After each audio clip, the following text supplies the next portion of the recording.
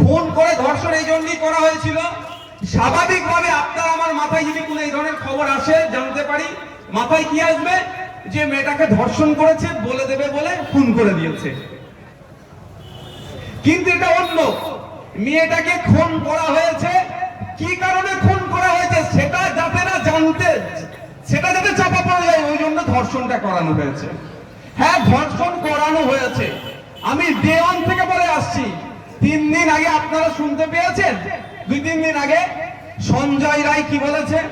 কলকাতা পুলিশের প্রাক্তন কমিশনার আর একটা ডিডির একটা অফিসারের নামে কি বলেছে? যে ওরা সব আমাকে ফাঁসিয়েছে। আমি আপনাদের বলি, সিবিআই যদি সঠিক তদন্ত করে, আচ্ছা আচ্ছা নেতাদের ছেলে পুলে পরিবারের লোকজন এই কেসে জড়িয়ে যাবে।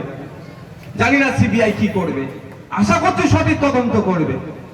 আমি আগে আগে একবারে যে নোংরামি চলতো, যে অন্যায় হতো, যে দুর্নীতি হতো, সেই দুর্নীতি অন্যায়ের প্রতিবাদ করার জন্য তিলোত্তমাকে খুন করেছে। তিলোত্তমা কেন অন্যায় দুর্নীতির প্রতিবাদ করলো? আপনার আমার জন্য কিন্তু প্রতিবাদ করেছে। কি দুর্নীতিগুলো হতো একটু জানলে আপনার গায়ে কাঁটা দিয়ে দেবে। মানুষত্ব আপনার আমার মধ্যে যদি থাকে, অবশ্যই তিলোত্তমা নিয়ে চিৎকার করতে হবে। কি দুর্নীতিটা চলতো? ওটি অপারেশন থিয়েটার বলে, ওই ওটি রুমের মধ্যে এই সমস্ত সন্দীপ ঘোষালের মতো যারা প্রিন্সিপাল, ওদের যারা সাঙ্গপাঙ্গরা আছে, তারা মৎসব করতো, তারা ফিস্টি করতো অপারেশন থিয়েটার রুমের মধ্যে। এটা আমার তিলোত্তমা দিদি দেখে সহ্য করতে পারেনি, প্রতিবাদ করেছে। কি অন্যায় করতো? যে সমস্ত রোগীগুলো মারা যেত, যাদেরকে পোস্টমর্টম করার দরকার আছে, বা মর্গে যারা থাকতো, সেই সমস্ত মৃতা মহিলাগুলোর সাথে এই সন্দীপ ঘোষেরা দায়িত্ব নিয়ে তাদের সাথে নোংরামি করে ফিল্ম বানিয়ে বিদেশের মার্কেটে বিক্রি করত। ভাবতে পারছেন? এই অন্যায়গুলো করতো, আর এই অন্যায়ের প্রতিবাদ আমার তিলোত্তমা দিদি করেছিল। কাদের বাড়ির মেয়ের সাথে অন্যায়গুলো হতো? আপনার আমার বাড়ির মেয়েগুলোর সাথে এই নোংরামি করে ভিডিওগুলো করে বাইরে মার্কেটে বিক্রি করত।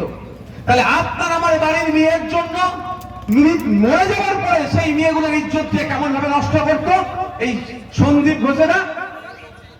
তাহলে আপনার আমার বাড়ির মেয়ের জন্য প্রতিবাদ কে করতে গিয়েছিল? আপনি আমি কিন্তু এই ঘটনা জানতামই না। কারো কাছে কি জানা ছিল ভাই এই ঘটনা?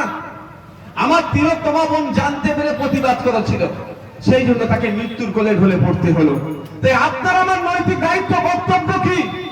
আমাদের তিলোত্তমা আমাদের বাড়ির মেয়ের ইজ্জত বাঁচানোর জন্য প্রতিবাদ করেছিল, তার ইজ্জত নিয়ে হয়েছে, তাকে খুন করা হয়েছে। তাহলে আপনাকে আমাকে ঘরে বসে থাকলে হবে না, চুপ থাকলে হবে না। আমাদের তিলোত্তমা দিদির বিচারের জন্য আমাদেরকে আওয়াজ তুলতে হবে, প্রেসার ক্রিয়েট করতে হবে এবং সরকারকে বলতে হবে। কিন্তু দুর্ভাগ্যের বিষয়, পশ্চিমবাংলা সরকার বলছে তিলোত্তমা বিচার পাক, আর পশ্চিমবাংলা সরকার আপনার আমার ট্যাক্সের টাকা দিয়ে ডজন ডজন উকিল সুপ্রিম কোর্টে নিয়োগ করছে এই সন্দীপ ঘোষদেরকে বাঁচানোর জন্য। লজ্জা সেন, পশ্চিমবাংলা সরকারের উপর আমাদের লজ্জা থাকা হওয়া উচিত। আর আমাদেরকে আওয়াজ তোলা দরকার, পশ্চিমবাংলা সরকারকে বলা দরকার, যে জায়গা থেকে আওয়াজ তুলুন, যে আমাদের ট্যাক্সের টাকা খরচ করে ডজন ডজন উকিল দিয়া সুপ্রিম কোর্টে বন্ধ করুন।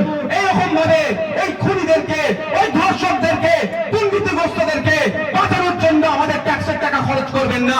যদি ভালো লাগে অভিষেক ব্যানার্জির, মমতা ব্যানার্জির যে মাইনে আছে তা থেকে দিয়ে উকিল লাগাক, আমাদের ট্যাক্সের টাকা থেকে নয়।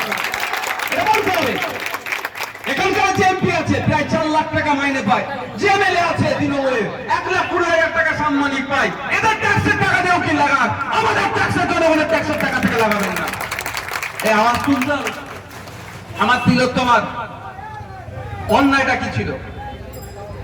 ওখানে যে মৃতদেহগুলো, এরা বলেন, আমি যে বলি, যেখানেই দুর্নীতি খোঁজ নেবেন তৃণমূল হাজির, আর যেখানে তৃণমূল থাকবে সেখানেই দুর্নীতি হাজির। আমি বিগত দিন থেকে বলে আসছি, আজকেও বলছি, এমন একটা প্রকল্পের নাম বলুন আর এমন একটা জায়গার নাম বলুন যেখানে তৃণমূল আছে বা যেখানে প্রকল্প আছে দুর্নীতি হয়নি। একটা জায়গার কথা বলুন, উনসানি একটা জায়গার কথা বলুন, মানে এদের যেখানে উপস্থিতি দুর্নীতি হবে আর যেখানে টাকার গন্ধ আছে দুর্নীতি হবে। বাচ্চাদের স্কুলে ট্যাব, বাচ্চারা যারা 9-10 এর বাচ্চাগুলো, 10 কি দিচ্ছ তো নাকি, ওই ট্যাবের জন্য যে বাচ্চাদের টাকা গেলে ঝেড়ে দিয়েছে মালদাতে, বুঝতে পেরেছে? আবাস যোজনা তো নিয়ে যা করছে আর বলার দরকার নেই। তো এদের উপস্থিতি দুর্নীতি যেখানে, তো এরা এত বড় দুর্নীতিগ্রস্ত, মর্গে যে সমস্ত লাশ থাকতো সেই লাশের মধ্যে প্রতি বছর 2-4টে করে এরা বিক্রি করে দিত। এরা মৃতকেও ছাড়েনি, অস্থি মজ্জা। যখন আমরা দেখছিলাম কিছু ফুটেজ পাবলিক ডোমেইনে যখন আসলো, তৃণমূলের পক্ষ থেকে রেড়ে করা হচ্ছিল যে আমরা বিচার চাই, বিচার চাই, বিচার চাই, আমরাও বিচার চাই। ভালো কথা, সে একটা ডায়লগ মনে পড়ে যাচ্ছে, চোর মাচায় এসবভাবে আন্দোলন করছে, এরা ওই গলায় গলা মিলানোর চেষ্টা করেছে, আর কিছুই নয়। কারণ এদের প্রতিটা পদক্ষেপ বুঝিয়ে দিয়েছে আমাদেরকে যে এর সাথে শাসক দলের তাবড় তাবড় লোকেরা জড়িয়ে আছে। আমি কটা উদাহরণ দিলে বুঝতে পারবেন। তিলোত্তমাকে দাহ করার জন্য যেই শ্মশানে নিয়ে গিয়া হয়েছে, সেই শ্মশানের যে দাহ করে যে দায়িত্বশীল, তার আগে পুলিশ তাকে ফোন করে বলছে কজন আছে না আছে, আমরা একজনকে নিয়ে যাচ্ছি, এটা আগে করে দিতে হবে। ভাই কারণ কি? সমস্যা একটা এখানে